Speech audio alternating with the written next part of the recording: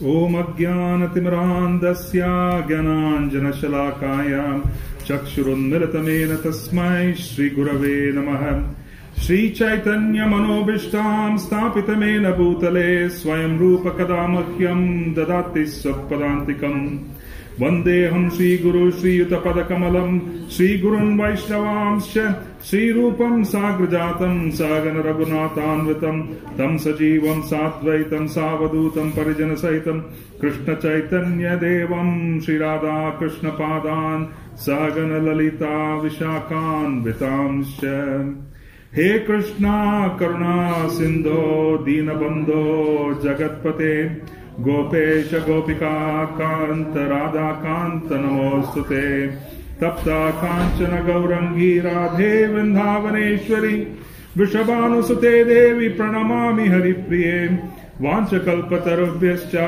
Kripa Sindhubhyev cha Patitanam Pavanebhyo Vaishnavebhyo Namo Namaha Sri Krishna Chaitanya Prabhu Nityananda Sri Advaita Gadadhar Srivasadi Gaur Bhakta Vrinda Hare Krishna Krishna Krishna Hare Hare Hare Ram Ram Ram Hare Hare Hare Krishna Krishna Krishna Hare Hare Hare Ram Ram Hare Hare Hare Krishna Krishna Krishna Hare Hare Hare Ram Ram Hare Hare Om Namo Bhagavate Narasimhaya Namastejase Aviravirbhava Vajranaka Vajradamshta Karmasain Randaya Tamograsa Om Swaha Abhayam Atmani Bhuishta Om Shraum Namo Aniruddhaya Hishikeshendriyatmane Namah Paramahamsaya Purnaya Nirvatatmane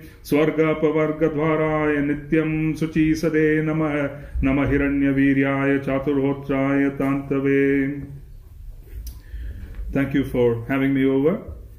And what we are going to do today is we're going to focus on the 9th chapter. We're going to start with a verse and then we're going to progressively move between different chapters to arrive at conclusions. So it's a focus on the 9th chapter as being the most confidential knowledge, but we're going to traverse between different chapters. We're not going to stick to one verse. So the first verse that we're going to begin with is Ananyas Chintayanto Mam E Janaha Pariyupashate Tesham Nityabhyuktanam Yogakshemam Vahamyaham. Translation by His Divine Grace. But those who always worship me with exclusive devotion, meditating on my transcendental form, to them I carry what they lack and I preserve what they have. Now the question that we want to ask ourselves is, why is Krishna making this statement in a chapter which is entitled The Most Confidential Knowledge? The conversation between the Supreme Lord and His most dear devotee Arjuna is confidential. No one in the battlefield of Kurukshetra could hear it. Sanjaya was given a blessing to be able to visualize it for the purpose of the world. It was confidential in the first place, and in that confidential conversation, there is a chapter which is entitled The Most Confidential Knowledge. So it's quite surprising. So why is Krishna saying this? For those who always worship me with exclusive devotion, meditating on my transcendental form, to them I carry what they lack and I preserve what they have. It appears that Krishna has understood that most of us have anxieties of preservation while we are engaging in devotional service. Devotional service is a long haul. It's a 40-year, 30-year, sometimes more project. In the long haul, being able to figure out what to do and how to maintain ourselves so that it doesn't interfere with devotional service is the biggest trick. So Krishna here is focusing on a very confidential topic. He understands his devotees. He understands who is coming to him. He understands the challenges, and he is making a statement because he understands that even those who are practicing devotional service, in most cases, in many cases, they have anxieties on preservation. They have anxieties on relationships. They have anxieties on economics. They have anxieties of health.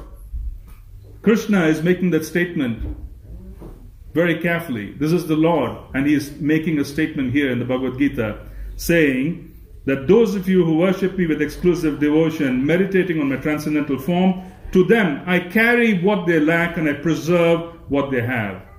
he is allaying fears. He is practically allaying fears. He's removing fears before conveying the most confidential knowledge. Because we have come into the 9th chapter from the 7th chapter. It's just logical that you're going to the 7th chapter before coming to the 9th. So let's go into the 7th to see why Krishna is making this statement.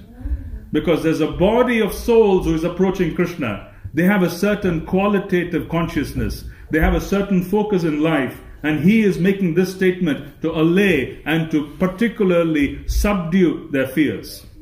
There's a second reason. What is the quality of consciousness expected in Krishna consciousness by Srila Rupa Goswami? Anyone? Anyone remembers what is Srila Rupa Goswami saying about what is expected for Shuddha Bhakti? What is expected for chanting the pure names? Anya Bilashita Shunyam, Jnana Karmadi Anavratam, Anukulena Krishna Anuchiranam Bhakti Uttama. Uttama Bhakti requires complete aspect of surrender, which is completely free from any karmic or any jnani motivation, which is essentially free from aspects of what we need for us to be able to be fulfilled, free from thoughts of wanting to be liberated from suffering. Jnana is about liberation.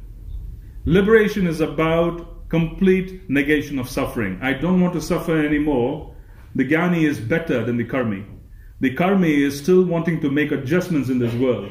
They are still wanting to make adjustments in the hope that if they make an X adjustment, the life would be better, the quality of life would be better. The jnani is a one-step better situation. The jnani, on the other hand, has understood that any number of permutations and combinations in this universe is a complete waste of time. He has understood it. He says, I want out, I want out. This is the conclusion of the jnani.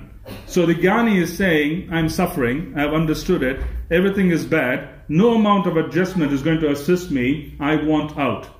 So those of us who want out of this universe, and those of us who are wanting things in this universe, the separated energies of Krishna, hoping the separated energies would please me, both these categories are being rejected by Srila Rupa Goswami. He is saying, Jnana Karmadi Anavratam. Complete freedom from fruitive desires, complete freedom from the hope of wanting to be out of this universe, because one has understood that this universe is simply a matter of suffering. What stage of devotional service does that verse relate to, where one is wanting to get liberated or one is wanting to fulfill fruitive desires? What stage of devotional service is it related to? Anyone? If you have 8 stages, Ado Shraddha, Tata Sadhu Sangaha, then you have Bhajana Kriya. What stage is the stage of a devotee who is practicing Krishna consciousness, where they are dealing with multiple desires of wanting fulfillment at different levels, or dealing with the prospect of wanting to be liberated from this world? What stage is this amongst the 8 stages? Anartha Nivritti. So this particular verse of Anya Bilashita Shunyam Jnana Karmadi Anavratam is setting the stage, at the very least, cross Anartha Nivritti, cross even the platform of chanting Namabhas. So there are different stages of chanting. There is Namaparad, there is Namabhas, and there is Shuddhanam. During Namaparad, the devotee is in Anartha Nivritti. They are trying to sort out the different desires they have in their heart so that they could situate themselves in the condition imposed by Srila Rupa Goswami. They are basically trying to say that I'm trying to sort all of this out. During Namaparad, the devotee is practically in Anartha Nivritti. Why do we make the statement that the devotee is in Anartha Nivritti whilst they are in Namaparad? What is the proof? Anybody? What is the last offense that is being performed by us? What is the last offense during chanting of the holy names? Sorry? Inattentive. Okay, but what is the offense where it says, which is the final offense? What is the final offense? Exactly. To maintain material attachments even after receiving multiple instructions on this topic. If one has material attachments, that is Namaparad. And if one has material attachments, they are in the process of Anartha Nivritti. So there's a parallel between Namaparad and Anartha Nivritti. And this practically is what Srila Rupa Goswami is saying, cross over Anartha Nivritti. Once you cross over anartha nivritti, you'll become fixed in the service of your Guru. Becoming fixed in the service of your Guru after crossing over anartha nivritti also means that during anartha nivritti, we are putting in 80% of our effort in just controlling our senses and mind. When we sit and chant, we are simply trying to fight the senses. I don't want to fall asleep. I have this complication. I have this particular disturbance in my life and I have the other disturbance. These thoughts keep flowing in. We are putting in enormous effort in simply pushing those thoughts away during the process of anartha nivritti. So most of the effort during anartha nivritti is in simply pacifying the mind, and a very small minuscule part of it is contributed towards Krishna consciousness. Very little goes towards Krishna consciousness during anartha nivritti. Most of it goes towards, for most part, it goes towards trying to fight the mind. Once one crosses over anartha nivritti by the mercy of the holy name, then they are in the position of Nishtha. This position of Nishtha is also equivalent to Namabhas, which is chanting the offenseless name. Namabhas is offenseless name. What is the glory of our process? The glory of our process is if we chant offensively, we are in the same stage as a karmi in certain ways, because we have material desires. If we chant without offenses, we are liberated. This is an awesome proposition. Being liberated out of the material universe is an awesome proposition, and that is coming to us at a very basic stage of chanting of the holy names. How many of us have become devoid of anxiety even after a few years of being in this movement? Let's see a show of hands. Devoid of anxiety. Even after a few years of being in this movement, one believes that they are somewhat peaceful and they're getting into it. This is the position and the glory of the holy name. And a few years, it slowly, steadily pushes us to the point of actually experiencing what a jnani would experience in terms of liberation.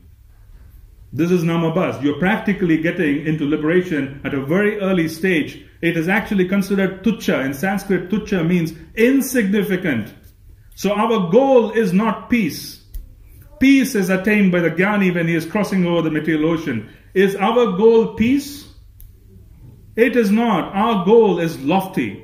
It's much more lofty than just simply experiencing peace of mind, which is what the jnani wants by aspiring for the platform of liberation. Being liberated from the material universe means being peaceful. Brahma bhota prasannatma. Na sochati na kanchati. He's practically in a position where he is not disturbed. He is experiencing bliss. But is that what we are looking for? No. That's basically given to us very easily by the holy names. Harinam gives us Namabhas very early. That's the mercy of Lord Chaitanya. So basically, the parallel which is being struck here is that those of us who are in the position of having material desires, which is most of us, are struggling with the process of anartha nivritti. Krishna understands this. And why does he say this? Because in 7.16, we understand he's actually giving us a description of who we are in 7.16. He is glorifying, but at the same time he's telling us who we are in 7.16. 7.16 Chaturvida bhajante man janah sukritino arjuna arto jigyasor artati jnani cha bharatarishabha. O best among the Bharatas, 4 kinds of pious men begin to render devotional service unto me. The distressed, the desire of wealth, the inquisitive, and he who is searching for knowledge of the absolute. These are 4 categories of men. So how many of us belong to this category? I'm going to read the list again. I don't need a show of hands. The distressed, the desire of wealth, the inquisitive, and he who is searching for the knowledge of the absolute. The first 2 categories of the distressed and the desire of wealth, many of us come in touch with that particular platform regularly. We are either in distress or we have certain things to be fulfilled in this world. And those anxieties rattle us. That is also equivalent to anartha nivritti. While we sit down and take up our beads, we feel that we have to solve that problem before we can come to the bead section. We are saying, let me hang up the bead bag, let me solve the problems I have outside, let me pick up the beads after I fix my life. Krishna is making a statement in 9.22. He's saying, don't do that. Don't hang your beads on the wall. If you chant sincerely, I will preserve what you have and carry what you lack. I know exactly what you need. I will do what is necessary. Krishna is making the promise, 9.22. Because most of us feel that we need to solve certain things before we can come into devotional service. In reality, Krishna is making a statement saying, devotional service is self-sufficient. It has the capacity to resolve issues of material nature. If you want to resolve issues of a lower nature, you need to be situated on the higher nature. It's practical. Krishna is saying, you situate yourself on the transcendental platform, aspire to want to serve me, I will fix your problems as required. Those problems won't be a source of agony to you. There can be issues, but you wouldn't suffer. That's the statement of 9.22. It's quite a powerful statement. But why is this knowledge being talked of as being the most confidential knowledge? Why is it most confidential? What is the category of confidence which is being imposed upon us? Not everybody takes up this particular knowledge. It's confidential. It's in the Bhagavad Gita. It has been in the Bhagavad Gita for eons. Different yugas, different personalities, perhaps a little contextual change, but it has been in the Bhagavad Gita for eons. It has been passed on. Why is it that it is called the most confidential knowledge? Is because one can't really practice it. It's a tough one. Why is it confidential? Why is our process confidential?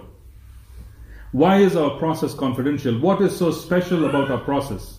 What is so special about being a part of Prabhupada's movement? Anybody? What is so special about being a part of Srila Prabhupada's movement?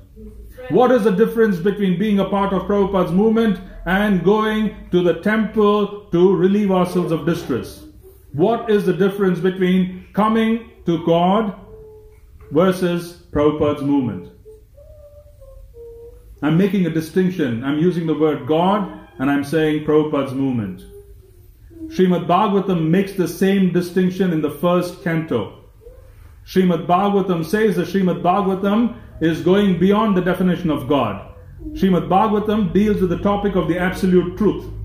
Our movement is a movement constructed according to the instructions of Srimad Bhagavatam. So our movement is very different from mundane religion. Mundane religion talks about God as a protector, God as a creator, God as a destroyer, God as a sustainer. In our movement, we don't approach God with that particular mood. We approach God as the absolute truth. There's a distinction between the two. When we approach God as the absolute truth, we are desiring to develop relationships. When we approach God as the creator, maintainer, destroyer, that's a formal relationship, which is standard in Vedic literature. We are not interested in the formal relationship. We are interested in furthering a relationship and wanting to serve Him personally. That's the difference between the Puranas and the Srimad Bhagavatam. The despondency of Srila Vyasadeva, after authoring all the Puranas, after putting together all the Vedas and concluding in Srimad Bhagavatam, is because the Vedas and the Puranas dealt with the concept of God. The Bhagavatam dealt with the concept of God as the absolute truth. There's a difference between the two. I'm not playing with words. The difference is the absolute truth includes God in His personal feature as the son, as the lover, as the friend, as a master to His servants. God looks at the whole feature of Godhead as the maintainer, destroyer and creator. There's a distinction. The despondency of Vyasadeva was resolved with Srimad Bhagavatam. Our movement is constructed on the premise and the foundation of Srimad Bhagavatam. Srimad Bhagavatam, in one sense, without being falsely proud, I can make this statement. Srimad Bhagavatam has been written for those of us who are surrendered to Lord Chaitanya. We chant the holy names to understand God as the absolute truth. We chant the holy names not only to basically understand that He is a creator, maintainer, destroyer. We call upon the holy names for us to be able to connect with Him in a personal relationship. Srimad Bhagavatam has been authored by Srila Vyasadeva, has been compiled together for those of us who want to relish this connection of a personal relationship. That's the distinction. That's the distinction. Our movement is also very special. Why is it so special? It is special because we are Gaura Priyajana. What is the meaning of a Gaura Priyajana? Someone who loves Lord Gauranga. Someone who is connected to Lord Gauranga. Why is Lord Gauranga so very special? We see Radha Krishna deities here. It is said in the Chaitanya Charitamrita that Krishna at one point had a couple of desires. he looked upon Srimati Radharani and he was wondering, what is it about me which is so attractive to Srimati Radharani that she is in the state that she is in? What is the nature of her bhakti? What is it which is making my devotees so mad? Why are they so madly in love with me? What is this madness? He wanted to understand it because one can't understand why someone is attracted to them. It's difficult. You need to experience it. He also wanted to understand what is the nature of my beauty. What is it which is so bewildering about my beauty that those who see me, my devotees, they become mad? What is this madness of my position, my beauty? These two questions were resolved when Krishna comes as Lord Gauranga in the mood of Srimati Radharani. Because the highest position of love to Krishna is being expressed by Srimati Radharani. She is the sum total of the entire process of prema. The sum total of prema, the sum total of love is being expressed by Srimati Radharani. When Gauranga descends, that is Krishna coming in the mood of Srimati Radharani. So when she is descending and the Krishna coming in the mood of Srimati Radharani, Radharani is looking upon the world. This is Krishna, but in the mood of Radharani, as Gauranga, she is looking upon the world and the universe and saying, I can't stand a moment's separation from my master, my Lord. How is it possible that the jivas are completely forgetful of their relationship? She is looking upon us and saying, how is it possible that you have forgotten him while I can't even forget him for a single moment? It's bewildering to her. In that moment, Srimati Radharani's heart, Lord Gauranga's heart, wells up with deep compassion. This extraordinary compassion that we are experiencing in this moment is coming because it's Srimati Radharani's compassion. Lord Gauranga feels this extraordinary compassion. He takes that entire amount of compassion, bestows it upon Lord Nityananda and tells him, please distribute this compassion. When Lord Nityananda receives this compassion of Srimati Radharani from Lord Gauranga, he becomes mad. Because no one could take that quantity of love and carry it. He becomes completely mad. Divya Mada, we call it transcendentally mad. He starts distributing it in certain kind of madness. It is transcendental madness. Our movement is special because when Sri Advaita Acharya, who is Mahavishnu himself, he chose only to offer prayers. Lord Gauranga had to come to distribute this. Our movement is special because what is the aspiration of devotees in this movement? We are wanting to play with Krishna in Vrindavan, isn't it? The aspiration of this movement is not so much Vaikuntha. We are not interested in the opulence of Krishna. We are interested in the sweetness. In Vrindavan, it's extraordinarily opulent. It is covered by sweetness. We are interested in tasting Madhura. We are interested in tasting the sweetness. That is the beauty of this movement. Now, who is qualified to enter into Vrindavan? Did Krishna's mother, Devaki, and Vasudev, did they have an opportunity to see Krishna as a son? Read the Srimad Bhagavatam and we will understand they did not get a chance to see him as a son. The moment he was born, he displayed the four-arm form. After you see the child who is born to you with the four-arm form, there can be no situation where you can relate to him 100% as a son. You can't. When Krishna is displaying the four-arm form, Mother Devaki and Vasudev see it. How could you think that this is your son after you see the four-arm form? You can't. But when Mother Yashoda is seeing Krishna, she is only seeing her son. We are after Vraja Bhakti. We are after the mellow of devotion experienced by Mother Yashoda in Vraja. We are after the mellow of devotion experienced with the residents of Vraja. When Uddhava, who is such a close, confidential servant of Krishna from Dwaraka, is sent to Vraja to pacify the residents of Vraja, he comes and he is completely bewildered by the mood of the Vrajavasis. He tries to explain to Nanda Maharaj, why are you lamenting in separation from your son? He is the most intellectual, he is the guru of the universe, he is the source of the universe, he is the supreme Lord. Nanda Maharaj looks at him in astonishment. What are you talking about? Don't you call him a yogi? He is hungry all the time. He can't control himself. That's what I know of him. Don't call him God. He sometimes steals from us. You see? The conception of God is not seen in Vraja. It is sweetness that is seen in Vraja. This confidential relationship with Krishna is not seen in Dwaraka, it's not seen in Mathura. But we, in the movement of Lord Chaitanya, are aspiring to enter into something which his mother Devaki wasn't given. Wouldn't you call this confidential knowledge? If anything is related to this topic of being able to enter into Vraja Bhakti, wouldn't that be confidential if his mother in Dwaraka, the devotees in Dwaraka and Mathura didn't have a chance to come in? This is what is being distributed by Lord Nityananda. He is distributing something which Mother Devaki couldn't experience. And we claim entitlement. Can we claim entitlement of this bhakti? No. We have absolutely no qualification whatsoever. If Mother Devaki wasn't qualified, what is our qualification? This qualification is being given by Lord Nityananda. Someone approached Srila Prabhupada in the early days, one of his disciples, and said, Srila Prabhupada, I read in the scriptures that one needs to be dharmic, one needs to follow the principles of dharma, one needs to follow the regulated principles, you need to follow the principles of dharma for them to qualify for pure devotional service. But Srila Prabhupada, we were born in the West. We had no connection with the Vedic paradigm. So how could we have accumulated the sukruti that comes from following dharma? Srila Prabhupada looked at the devotee very gravely and he said, I will give you the good fortune. Basically, Srila Prabhupada is compensating what we lack. Why is he compensating what we lack? And what is the parallel between Prabhupada compensating what we lack and the verse 9.22? What is the parallel?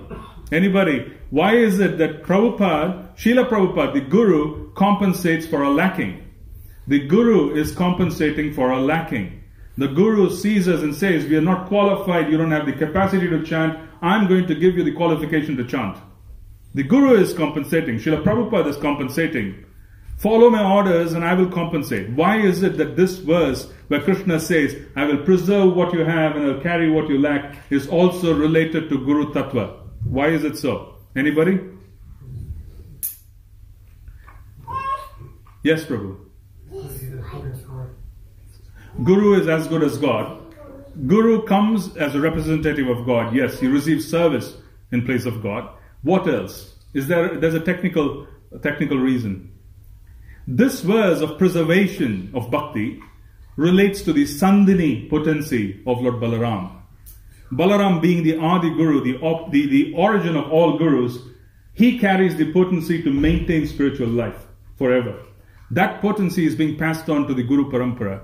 So this verse of being able to preserve what we have and carry what we lack is connected to Balaram's potency, Lord Nityananda's potency as well. So what is it that we were talking about here is that Srila Rupa Goswami is insisting that there should be no desire for self-preservation. There should be no desire, I would correct myself, not self-preservation, but no desire for fruitive desires, no fruitive desires, and absolutely no desires for liberation, which is Gyan. Jnana karmadi anavritam. Anukulena Krishna Anushilanam. That will lead to Uttama Bhakti. Srila Rupa Goswami is making a mention of this particular statement. And we notice the fact that when we come into this movement, we have a tendency to approach God with our desires. So I'm going to ask a question again, regardless of whether I have answers. Do we have the power to resolve issues of life? How many of us believe we carry power to resolve the issues of life?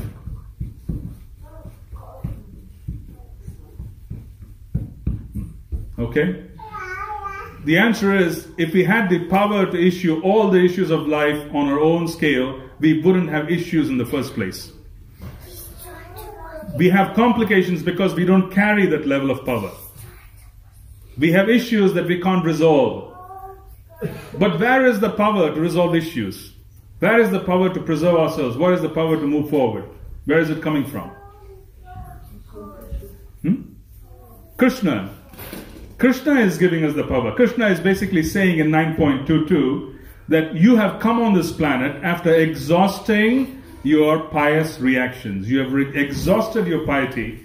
And once you've come to this planet, you are in Martya Loka. It means that you carry very little piety. And if you don't have piety, you can't resolve issues. So Krishna is saying, I'll carry what you lack and I'll preserve what you have. Don't worry. I will compensate for what you lack. So we don't have the ability to resolve issues. And that's the reason why we are constantly in anxiety. And Krishna here is saying, if you follow the principles of devotional service, I will personally ensure that you have what you need for you to be able to move forward. I'll carry what you lack. I'll preserve what you have. This compensation is done by Krishna himself. He is making this statement. So what else is being learned from this verse? This verse is a very powerful verse. We first looked at an extension of this verse as Anyabhilashita Shunyam, Jnana Karmadi Anuvratam, Anukulyena Krishna Anushiranam Bhakti Uttama. Krishna is saying, don't worry about liberation.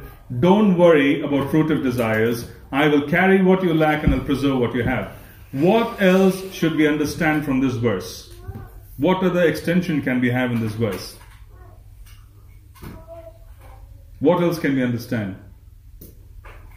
What is Lord Chaitanya's main prayer in the Sikshashtakam that we chant constantly? Trinadapi Sunichena, Taroriva Sahishnuna, Amani Manadena Kirtane Sadahari. This prayer of Trinadapi Sunichena, being as humble as a blade of grass, being as tolerant as a tree, and being able to give respect to others and then be able to chant the Harinam constantly, Kirtane Sadahari. This means at any given time, in reality, at any given time, we should accept life as being arranged by Krishna. This is a very confidential trick, dear devotees. This is very confidential because we are in the 9th chapter. The confidential aspect of this chapter is being discussed here. Trinad api sunichena taroriva sahishnuna amani manadena practically means accepting life as arranged by Krishna and having the courage to act upon it. Having the courage to act upon it. Accepting life as arranged by Krishna and having the courage to act upon it. This is Trinadapi Sunichena. What is this verse saying? For those of you who are constantly engaging and always worship me with exclusive devotion, meditating on my transcendental form, to them I carry what they lack and I preserve what they have. Now the question that we want to ask ourselves, is Krishna going to carry what we lack and preserve what we have tomorrow? Is he going to do it a year down the line? Is he going to do it next month, next week? When is Krishna going to fulfill this promise of the Bhagavad Gita? Sorry? Okay, but do we need to wait? Is Krishna basically saying that I am going to do this tomorrow, day after? No, he is not saying that. One of the most important principles that we need to understand, and this is a transcendental trick, dear devotees. This attitude is extraordinarily important for us to traverse and push through the material nature. When Krishna is saying that I'm going to carry what you lack and preserve what you have, is he saying he's going to make arrangements a year down the line, a month down the line, a week down the line? The answer is no. We would need to first of all understand that Krishna has already made the arrangements for us to move forward. This is the proper attitude. Krishna has already done what he is supposed to do. I look at my life today, Krishna has given me everything I need for me to go on to the next level. Krishna has made all the arrangements. This is the right way to approach this verse.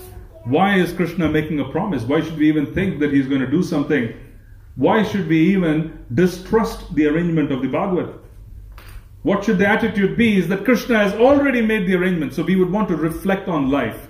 Very seriously, reflect on life. This is a transcendental situation. It's a trick. The confidential instruction is that you reflect on life.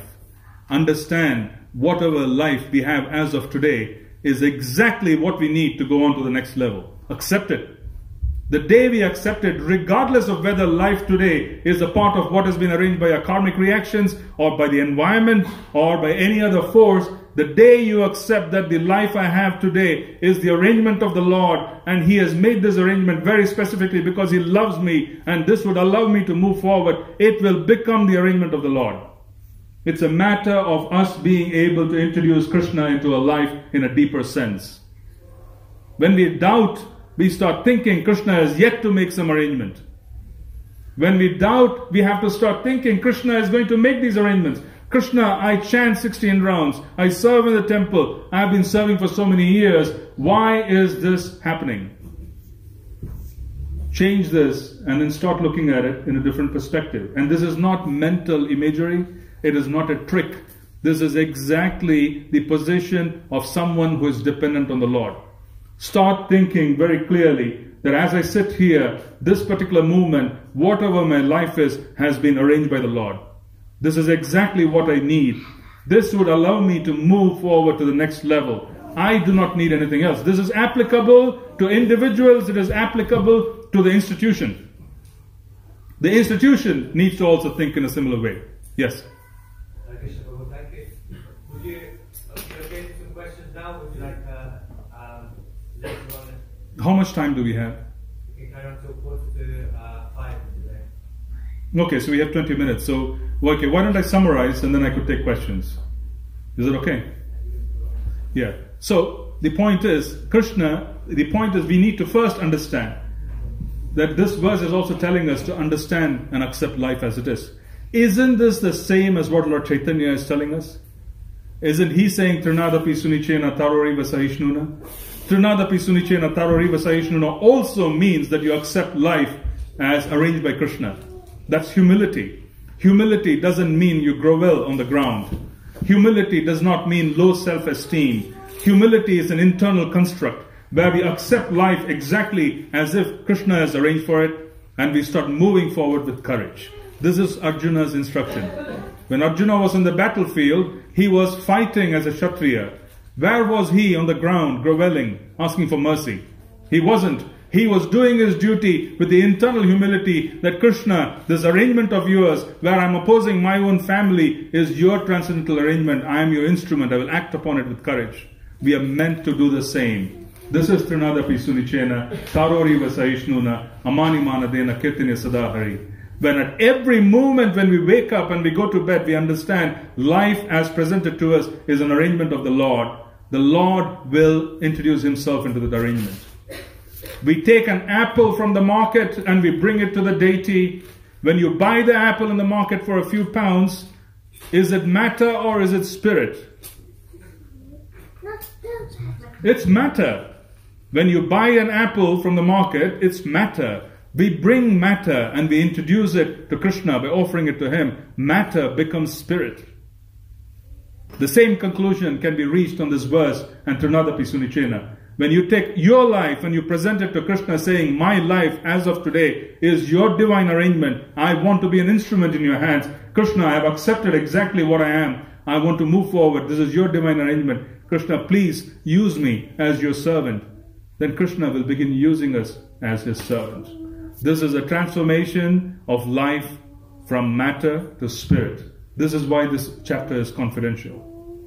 It is confidential for many reasons. It is introducing us to the mood of Vraja. Krishna is basically taking one step towards saying, stop looking at me as God. I am the absolute truth. Have a relationship with me. You're going in the direction in this particular chapter. Krishna is also saying, if you depend on me, I will preserve what you have and I'll carry what you lack. Krishna, who is in the heart, knows this. So what are we depending on? We are depending on Nama. We chant the holy names, and when the holy names are chanted purely, the first manifestation in the heart is of Nama. Krishna appears in our heart as Nama. When Krishna appears as Nama, because Krishna is non-different from his original form, Nama Naminoho Abhinnatvam, Nama becomes Krishna in the heart. Then we see pastimes and we have the ability to interact with Krishna in the heart. It's such a beautiful transition that we have to just keep chanting. And as we make arrangements in life to just keep chanting, we would find that there's great success. Our planning in life has to simply focus on being able to maintain the tenets of bhakti. If we focus on being able to maintain the tenets of bhakti, when we start looking for relationships for maintaining the tenets of bhakti, when we start looking for employment and economic arrangements for this maintaining the tenets of bhakti, we will find that we are always on the right track because Krishna will preserve what we have and carry what we lack. When we try making independent arrangements, then we are on our own. And that's a very limited, problematic arrangement. So I'll stop here and see if you have any questions. Comments. Please forgive my countenance when I speak. I speak with a little bit of more enthusiasm than most people do. So it has nothing to do with being offensive. So forgive me if anybody felt that I was too aggressive. So, yeah, go ahead. Yes, Prabhu. Thank you, Prabhu. Two questions do come to mind, Prabhu. One is, how do we know that all of the things that are happening are actually Krishna's arrangement? If we were surrendered, then we could say, yeah, they're Krishna's arrangement, but not many of us may necessarily be so surrendered. So it could be our karma, it could be our wrong choices. I struggle with understanding that everything in my life has been Krishna's arrangement. Okay, I think I'll address this first before we go on to the next question. It's a very good question. How do I understand if what is happening in my life is Krishna's arrangement? We don't need to understand. That's the conclusion. The conclusion is, accept that whatever is happening at this particular moment is Krishna's arrangement. But the caveat is, we want to see what is Krishna going to support. So we want to desire the tenets of bhakti. We want to desire sadhu sangha. We want to desire nama kirtan. We want to desire bhagavat shravan. We want to desire the worship of the deities. We want to develop a desire to live in Vrindavan.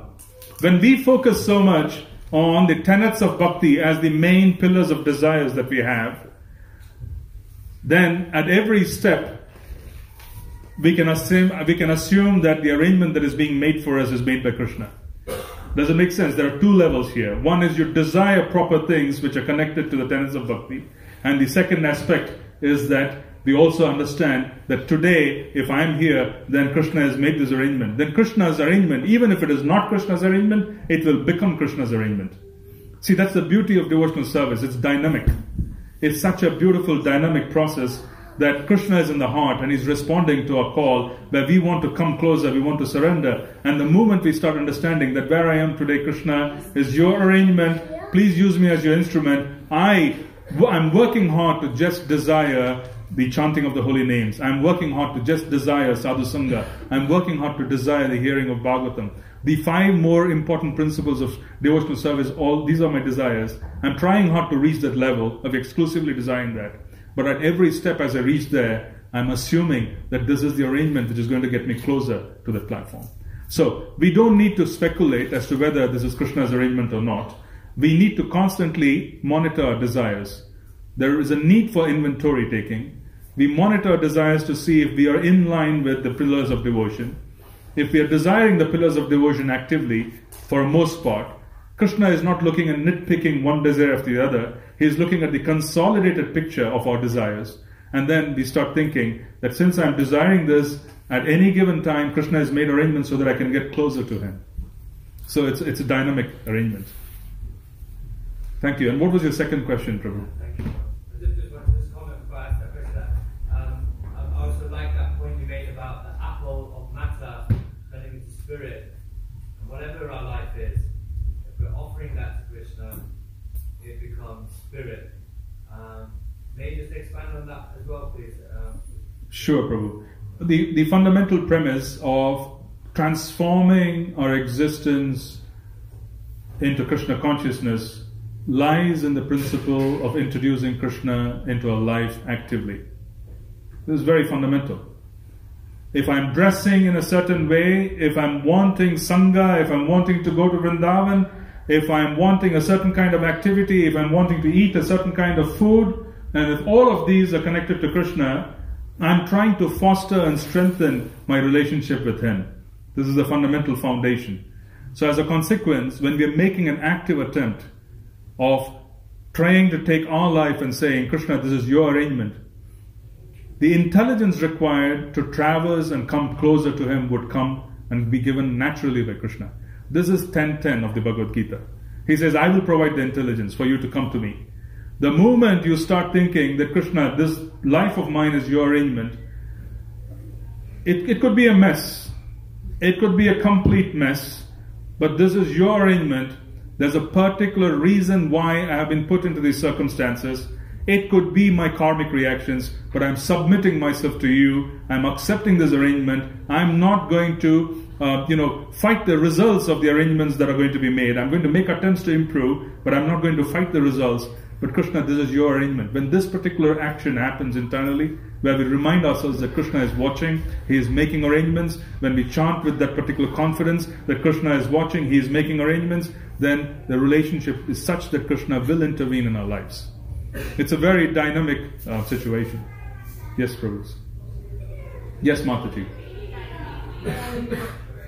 Prabhu, we have one's devotional service is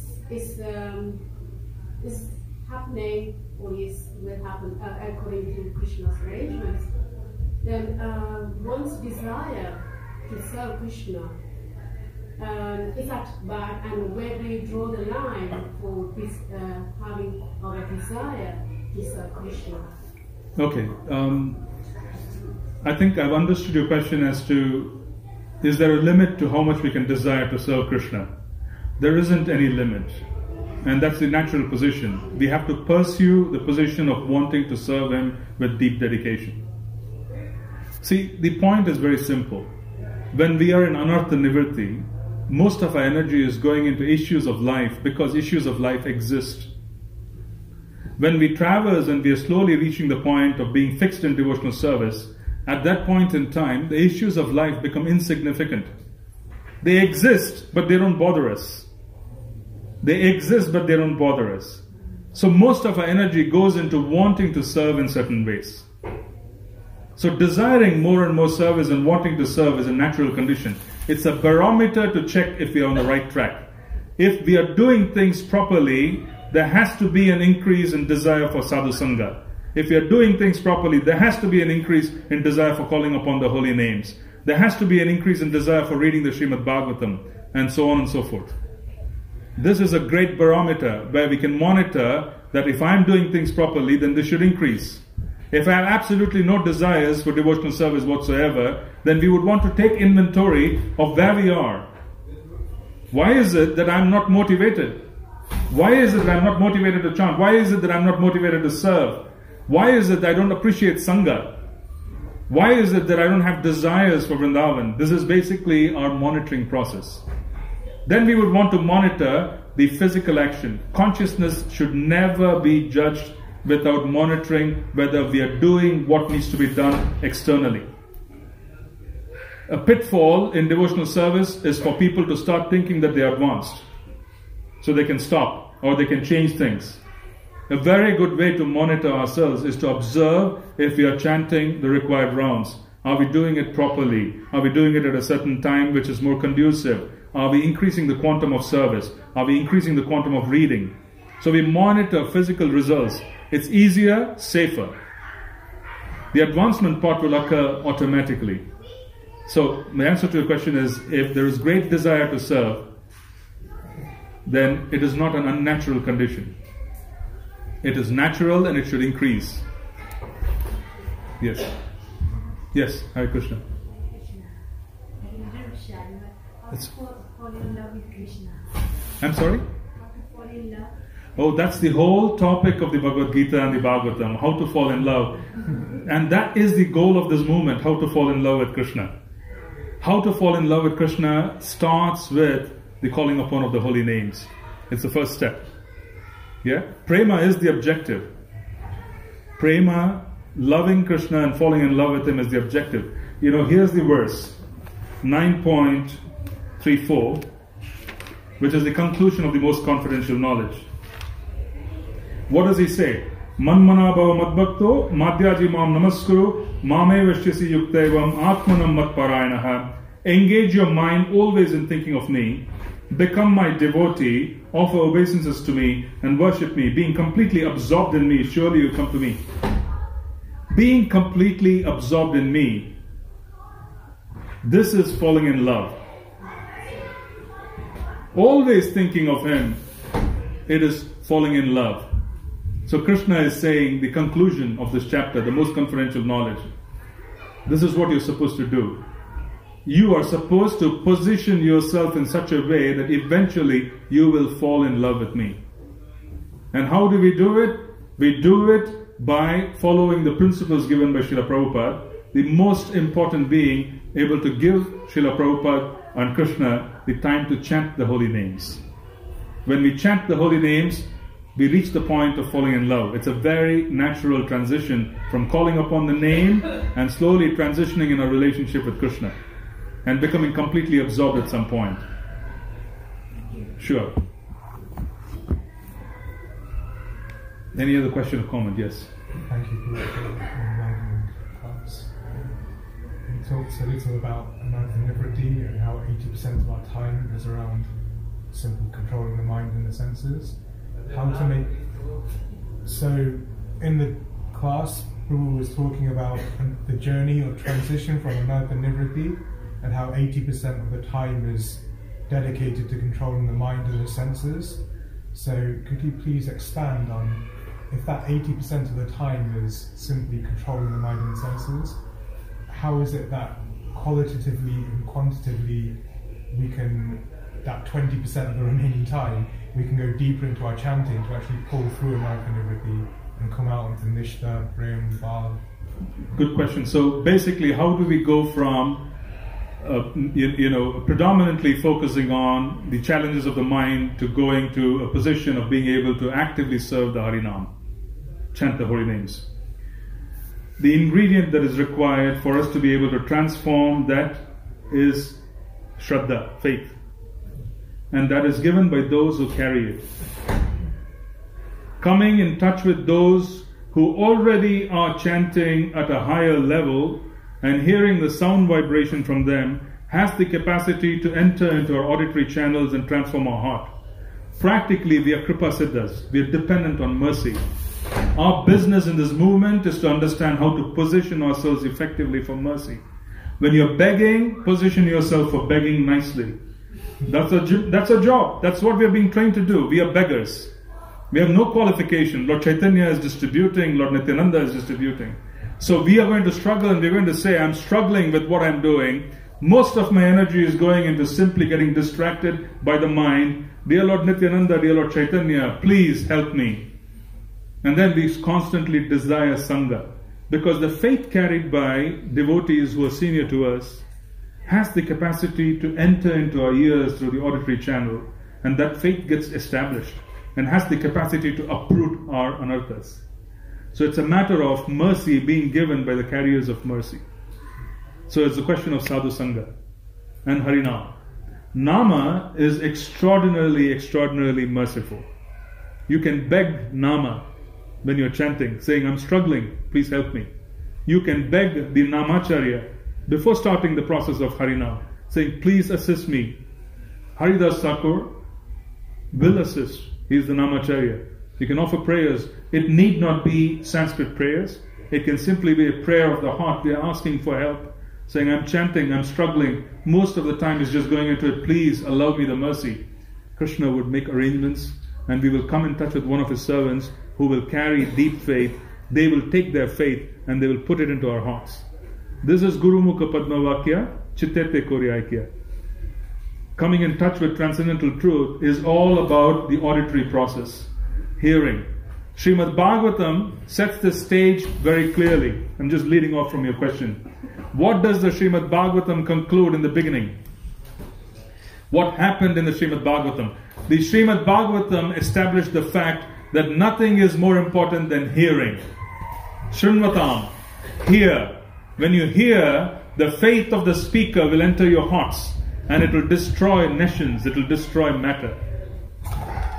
This is the conclusion of the Bhagavatam. That is the reason why Sukadev Goswami started talking Bhagavatam, Parikshit Maharaj started listening to the Bhagavatam, and then we had the Sutta Goswami speaking Srimad Bhagavatam to a large assembly. So, what does the Bhagavat say? We read this every day in our Bhagavatam prayers. We say, Nityam Bhagavata Sevaya. Nityam Bhagavata Sevaya. Hear Bhagavat every day. Why? Because someone who is carrying faith and who is living the Bhagavat has the ability to inject his faith or her faith into our ears. And the transformations begin. So the question is positioning ourselves to come in touch with the devotees, begging Nama, and it works all the time. Yes, Prabhu. Yeah. In this age of independent living and everything, what people don't know is mention this thing about study Sangha and Sangha programs. What is his insight? What is the essence of his insight into Sangha? Insight into Sangha. This is okay. The essence of the Srila Bhaktivinoda Thakur's teaching for Sadhu Sangha is exactly the conclusion of the Bhagavatam. The idea is for us to come in touch with faith through auditory reception. By coming in touch with faith through auditory reception, the idea is we come in touch with those who have deeper faith. When they speak, the auditory reception is such that we are faithfully listening. It has the capacity to inject themselves and create mercy. Because we are Kripa Siddhas, which is the essence. In fact, what is notable, everything written by Srila Bhaktivinoda Thakur and every Acharya in our line, it has its foundation in Srimad Bhagavatam. They have drawn from Srimad Bhagavatam. Everything, all conclusions. Any question or comment? Yes, Prabhu. Hare Krishna, Prabhu. So you told about surrender, and if one sees himself totally totally dedicated to the spiritual master and to Srila Prabhupada and his movement, but for some reason cannot perceive being surrendered to Krishna, or Krishna sometimes feels distant, although totally surrendered to this spiritual master, or dedicated as far as one can tell, knowing that Krishna is everywhere but cannot perceive being surrendered. Is that, will Krishna still, will that happen in due course of time? Absolutely. It is not an unusual circumstance. I just want to clarify. It is not an unusual circumstance. When the spiritual master comes into our life, it is a super big change that occurs, where the spiritual master, in many cases, takes over our lives. We practically dedicate ourselves to the spiritual master. In that particular position, contextually, even Krishna becomes a little distant in certain ways. The instruction and the spiritual master become more prominent. So it is not an unusual situation. The same thing happens when one advances.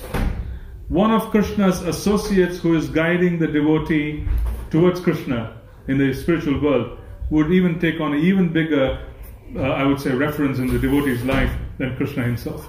So it's not a very unusual occurrence. So one shouldn't be bothered, but one should always be able to see if they are simply attached to the spiritual master sentimentally, or are they following instructions.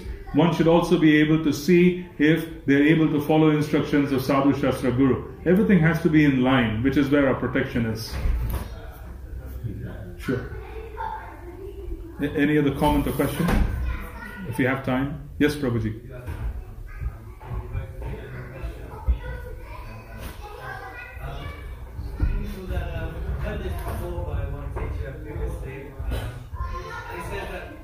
Before we give up awe and reverence, we have to first develop awe and reverence. Sounds good. What are your thoughts on that?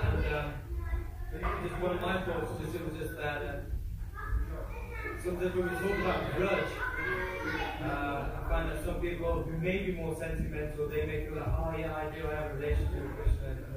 But then we also hear so much about developing the understanding of blood flow, going through the reading of the Bhagavad Gita. The boys may not have that, but then they've got the love and the serving. So then I'm thinking maybe we should be developing our awareness as this teacher has told me, but I'm not quite sure. Thank you. See, here's the situation.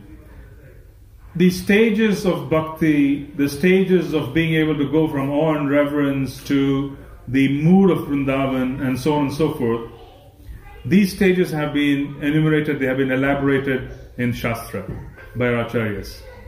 However, one needs to understand that individual souls can go through experiences that could be similar but not the same.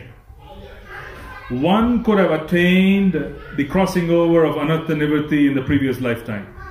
In this lifetime, his transition from coming in touch with the spiritual master to prema or to higher levels of bhakti could be quite rapid. And it might be difficult for us to perceive this stage because we might think he is supposed to do 1, 2, 3, 4, 5 and he is just jumping the gun. You see? So, it is similar, not the same. That's the first point we want to make, because the development of a devotee is basically, we are looking at a snapshot when we are looking at someone's life. In reality, they have been existing for many lifetimes. Many of them are connected to Lord Chaitanya in different ways. Previous lifetimes have shaped their faith in different ways. They could have overcome certain aspects in the previous lifetime. So it's a very difficult situation to, I would say, reach conclusions on, because it's very individual. So that's the first point. The second point is, regardless of how a devotee has developed over the previous lifetime to this lifetime, they still need to follow the tenets of sadhana bhakti externally in the public eye. The whole process of confidentially worshipping Krishna is confidentially worshipping Krishna in their home, in their bhajan. Externally, as preachers, we want to be able to follow the tenets of bhakti as enumerated and as required for everybody else. This is a safer position as well. So, in some cases, it is better to follow that. Better to follow Shastra while internally having greed. And that greed can manifest itself in chanting the holy names in private, worshipping the deity at home. It can come at that point in time. I'm not sure if I addressed your question, Prabhu. Did I? Yes, Prabhu. What is ecstatic in seeing the deity? How do you differentiate it? It's pure sentimentality or out of pure love? Okay. See, if one is ecstatic in seeing the deity, how do we differentiate if it is sentimentality or pure love? The first point is, we don't need to judge. We don't need to judge. We can simply pay respects to the Vaishnava, regardless of how they behave in front of others. That's a different story. We just pay respects. Someone who inspires them has the ability to correct that person. It's a very important principle that one needs to inspire first before instructing. If you don't inspire, we can't instruct, because they would take it as a criticism. So that's the first principle. So we just accept it. That is the first point. Second point of understanding things is through Shastra. The Shastric observation should be that there could be several things that ought to happen in addition to just ecstatic symptoms in front of the deities. That particular personality should also be serving the devotees with great care. They should be extraordinarily selfless. They should display this greed of wanting to distribute Krishna consciousness and the greed to chant the holy names. All of this should come together, not just ecstasy in front of the deities. So this is the other way of looking at it. But we don't need to judge. We can simply respect the person and then direct them to someone who has the ability to correct them, someone who can inspire the person. Someone like a Siksha or a Diksha Guru is more appropriate. Yeah. Yes, Prabhu. I just wanted to ask a similar question. I want to base everybody there. Satisfaction. So the Guru is told to surrender. I can't hear you, Prabhu. Sorry, so sorry. Develop this idea of being more surrendered. We have to be more surrendered to Krishna. At the same time, we can't be inactive. We have to act and do. You spoke about becoming Krishna's instrument, becoming Krishna work for us. But at what point do we sort of recognize or do we understand that it's no longer this doing and it's Krishna doing? Are we always conscious of the fact that we're doing it? At some point, Krishna is involved in it, or are we supposed to understand that now even though I'm doing it, Krishna is actually ruling and now the instrument, or am I supposed to retain that and doing the action throughout? I get it, yeah. Thank you, Prabhu. I'm sorry, did I allow you to finish? No, that's finished. That was, okay. Okay. See, the fundamental connection for devotees in this movement, for time immemorial, is if you want efficiency in service, if you want to serve Krishna as He wants us to serve Him, one has to be able to chant Harinam nicely. When one is completely focused on chanting their Harinam, then they will also be able to have an understanding of what is Krishna desiring of me. That's the first connection. That's the first point. Number two, when is it that we can understand what is it that I ought to do versus what Krishna is supposed to do? Is Krishna doing this or am I doing this? See, this is a fine balance. When we chant very nicely and we want to establish service and we want to start serving, we want to do everything as if it depends on us. The mood is to do everything as if it depends on us, but ultimately understanding that the results are going to be given by Krishna, he may either have the results that we are focusing on, or he could give an alternative. So doing things as if it depends on us is very important. And this is seen in our movement. In Vatsalya Bhakti, Mother Yashoda does not think this is God. She thinks my son is hungry. I need to feed him. So there is this, he is dependent on me. This whole idea of Krishna being dependent on us for doing things is very important. It's a part of our culture. But we do it as if it's dependent on us. But then we leave the results to Krishna and say, I have done this part, now let's see what you have accepted and how you're going to make changes. But for us to have a proper mood of service, it's Harinam. It's just a chanting process. Yes, Mataji.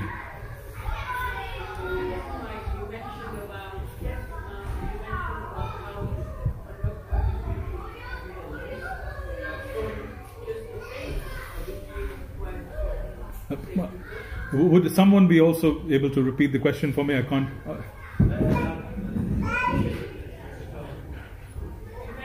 about everything happens from faith. If you can kindly explain it technically. Sure. See. Because hearing with one gives a promise of as a theory purpose. So what was the last statement? I'm sorry. Okay. Okay. So acquiring and going through the process of anartha nivritti through faith. Now we need to define faith first. What is Shraddha? Shraddha is a matter of being able to follow the instructions of the spiritual master consistently, day in, day out, without fail. This is faith. Because spiritual master inspires us and he presents himself as Krishna is inspiring us. He's coming in front of us. Shraddha, faith, is to say, this is the instruction of my Guru. I will follow it no matter what. I would not skip my chanting. I would not skip the regulator principles. I would not give up ISKCON. I would be with my institution. I will do all of this consistently. This is faith in a practical respect. Now, when one is doing this from a practical respect, where they are trying to chant sincerely, following the spiritual master's instructions, automatically Nama would make arrangements for the progress of the devotee. Rewards would come in. It's a natural, organic process. And getting out of anartha nivritti and being able to become fixed in devotional service is simply an outcome which will get arranged regardless of when and how it's getting done. It will get done. But faith is all about being able to follow instructions. I just want to elaborate on it. So when I meant that faith is going to be given by someone who speaks, it means that that person is carrying the dedication in their heart, and he or she is going to pass on the dedication to us, and we get inspired to call upon the holy names.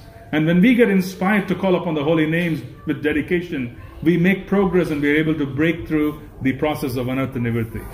That's what I meant. Sure. Thank you. It's a good question. Any other question or comment if we have time, or maybe you're out? I don't know. Well, take advantage of this wonderful association. Something came up on faith that was an absolute fantastic statement for me, saying that faith is shown by your sheer dedication to the instruction of the spiritual master. When we have these stages, Shraddha, Sadhu Sangha, Bhajana Kriya. So with the faith, we then go to the point of association and then follow the rules. What's this initial Shraddha? Is that the same word, or is it the same thing? Or? It is the same circumstance. See, the way is, we have to understand Krishna consciousness a little differently. Help is being made available from different quarters. So that's why we have one Diksha Guru. So we have to understand Guru Tattva. Guru Tattva is all about being inspired by someone. When we are inspired by someone, either through their chanting. Let me go back one step. Krishna attracts through two means. He attracts through Nama, he attracts through Guru. So when the Guru is preaching, then we hear the Guru's Vani, we are attracted. When several personalities are preaching, we are inspired and they are Siksha Gurus. It is basically Krishna who is using that person to come and reach out to us, to inspire us. Amongst those many, we choose one as a Diksha Guru, and many others still remain as Siksha Guru. We draw inspiration from many different sources, not just one.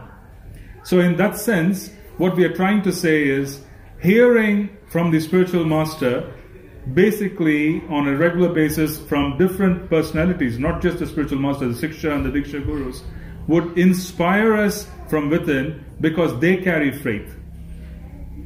So this faith that is being given to us initially is the faith that is being given to us at any given time for us to move to the next level.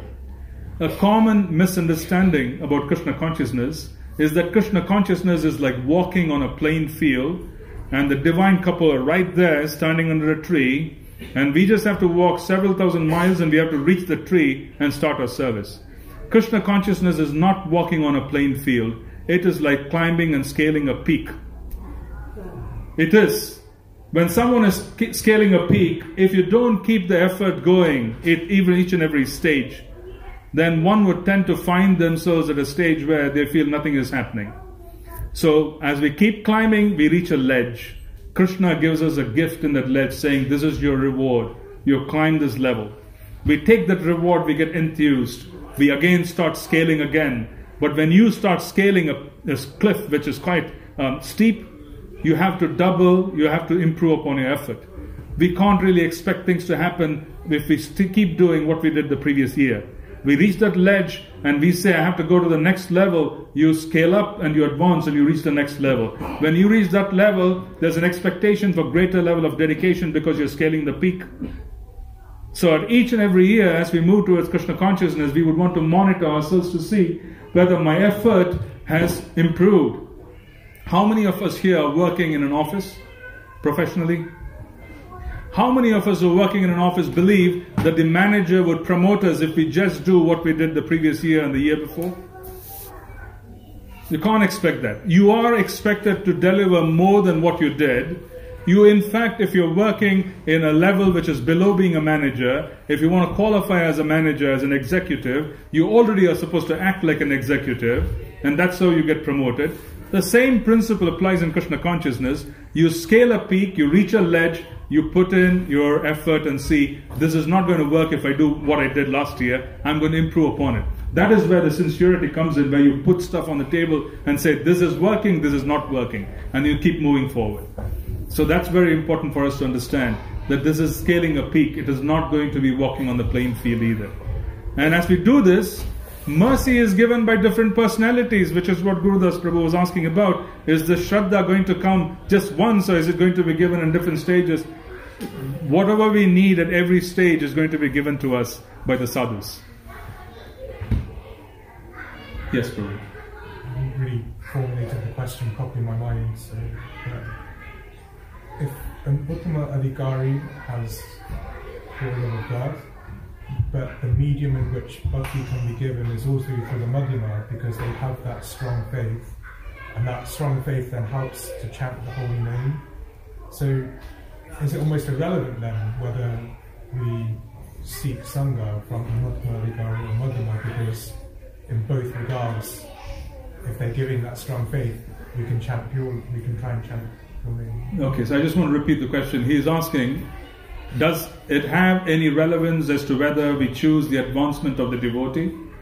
Is someone a Uttamadhikari or someone a Madhyamadhikari? Whom do we choose for association for us to be able to receive deep faith? The Madhyamadhikari is the one who will have the ability to discriminate and be able to give us what we need. He or she has the capacity to give. They're going to discriminate, saying, this person is at this stage, this person needs to go from here to here. They have the ability to push us forward. When Srila Prabhupada, it is said, he is a Uttamadhikari, but he descends to the Madhyama platform to be able to distribute prema. Because in the Madhyama platform, the middle platform, they have the sense of discrimination. It does not mean they don't carry faith. It simply means they are discriminating. The Uttamadhikari, he can't discriminate because he is seeing Krishna everywhere. He is saying that you're already there. But the Madhyamadikari is saying you need to do this to get there, and I'm going to give you help. So the point we have to make is very simple. It's very difficult to classify Vaishnavas as being advanced and not advanced. It could become offensive if we start doing that business, because we don't have the qualification to judge the consciousness of Vaishnavas who are above us. So what is it that you need to look for in being able to seek association? We need to look for those who can inspire us in the tenets of bhakti. It could be someone who is in your temple, who is chanting very sincerely every day, doing service with great regard. That personality has the ability to inspire us as well. So we need to look for inspiration of, if I sit with someone, does this personality have the capacity to inspire me to move forward? It need not necessarily require a classification of which level they are in, because we may never have the capacity to classify them in the first place. So it's better to look at external action. Yeah. Prabhu? Should we end? Srila Prabhupada ki. Vrindavan ki.